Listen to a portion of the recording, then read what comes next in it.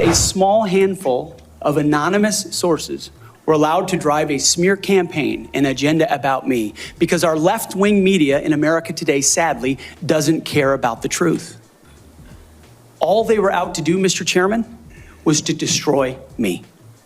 And why do they want to destroy me? Because I'm a change agent and a threat to them, because Donald Trump was willing to choose me, to empower me, to bring the Defense Department back to what it really should be.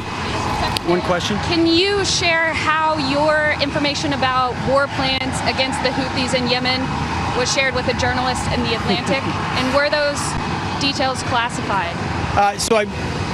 You're talking about a deceitful and highly discredited so-called journalist who's made a profession of peddling hoaxes time and time again, to include the hoaxes of Russia, or the fine people on both sides hoax, or suckers and losers hoax. So this is the guy that peddles in garbage.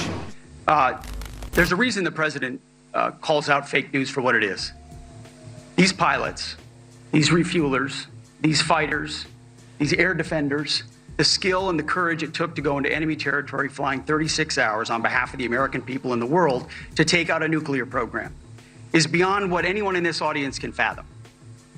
And then the instinct of CNN, the instinct of the New York Times, is to try to find a way to spin it for their own political reasons, to try to hurt President Trump or our country. They don't care what the troops think. They don't care what the world thinks. They want to spin it to try to make him look bad based on a leak. Of course, we've all seen plenty of leakers. And what do leakers do? They have agendas.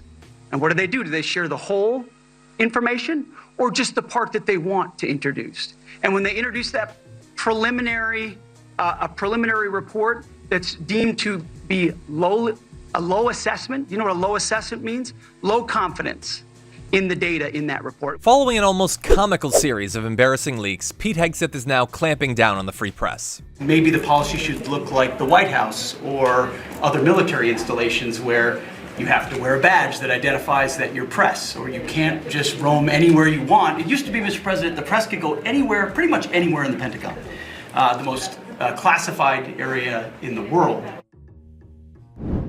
Is that true? No, absolutely not. And he knows it, and he should be telling the president the truth.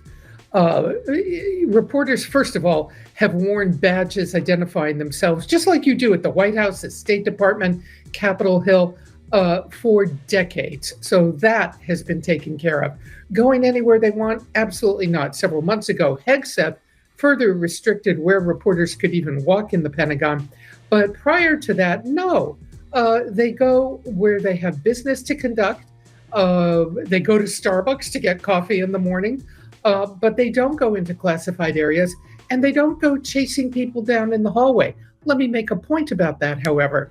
Over the years, I covered the Pentagon. We often, all of us, ran into the Secretary of Defense or the Chairman of the Joint Chiefs in the hallway, and they would come to the press area to have a chat. You know, hey, what's going on? What are you guys working on? What's up? There was very much this ongoing communication. What Hegseth is about to lose, I don't think he even comprehends. He's about to lose the ability to have communication with millions of Americans who read blogs, read newspapers, tune into TV to get military news, to find out what's going on, to find out how their tax money's being spent, what the troops are up to, how military families are doing, how women and minorities are doing in the military. He's going to have a tough time really communicating. And that's very different than President Trump, as you know, Caitlin. Mr. Trump likes to talk to the media every day that he's in office. Hegseth almost never talks to the media. And I think behind the scenes, the big question that's being whispered about more and more is, what is Hegseth afraid of? If he's afraid of leaks, go after those he believes are leaking. If he's afraid of not showing the president how tough he is, well, he probably needs to start by telling the truth about what's really going on with the media and the Pentagon and going from there. I think he's about to potentially run into a buzzsaw of trouble because reporters are going to continue to report, whether they're inside the building or not. This is not just a war on leaks.